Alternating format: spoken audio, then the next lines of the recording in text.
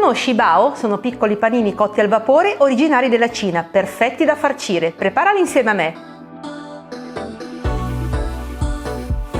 Iniziamo la preparazione dell'impasto dei bao. In una planetaria munita di gancio verso la farina,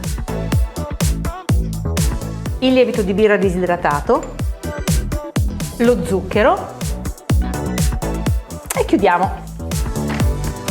Invece nell'acqua vado a sciogliere il sale,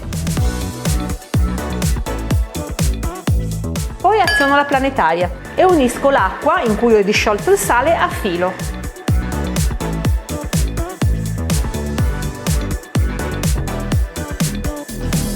Ora lascio impastare la macchina fino a che tutti gli ingredienti si compatteranno e si attorciglieranno intorno al gancio. L'impasto si è incordato, è diventato bello liscio, ora vado ad aggiungere, sempre con la macchina in movimento, l'olio, poco alla volta.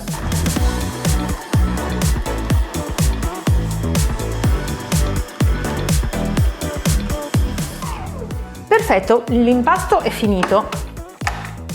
Abbiamo un composto bello liscio. L'importante è che si stacchi completamente dalle pareti della ciotola della planetaria. Ora metto un goccino di olio di semi sul piano di lavoro e un goccino anche nella ciotola.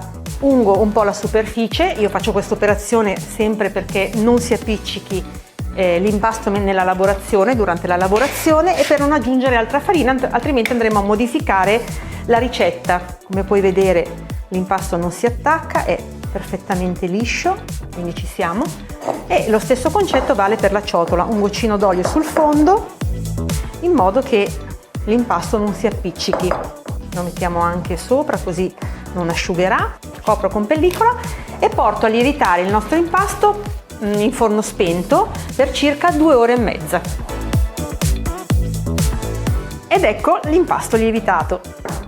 Ora lo ribalto sul piano di lavoro, prendo un pochino di farina,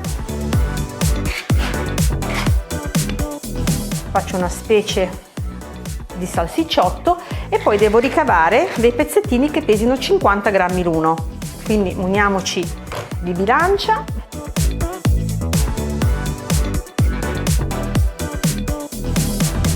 Devi sapere che i bao sono di derivazione cinese e sono accompagnati ovviamente ad un ripieno, uno spettacolare street food. Quindi puoi trovare i bao ripieni sia di carne, per esempio, ma anche con qualche cosa di dolce. Adesso con ogni pezzetto faccio una pallina e la vado a mettere sulla teglia foderata con carta forno.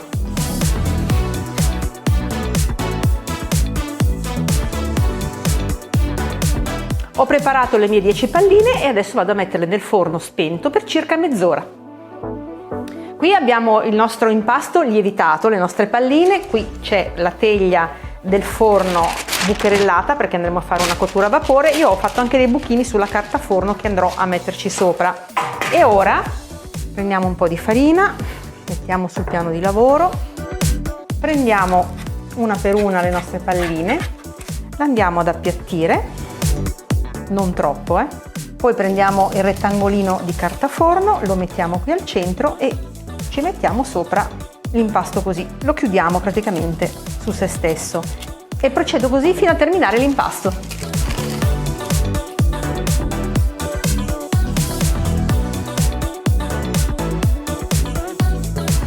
E ora che sono pronti li lascio lievitare per un'altra mezz'ora. È trascorsa la mezz'ora di lievitazione, quindi adesso sono pronta per infornarli nel forno a vapore per 15 minuti.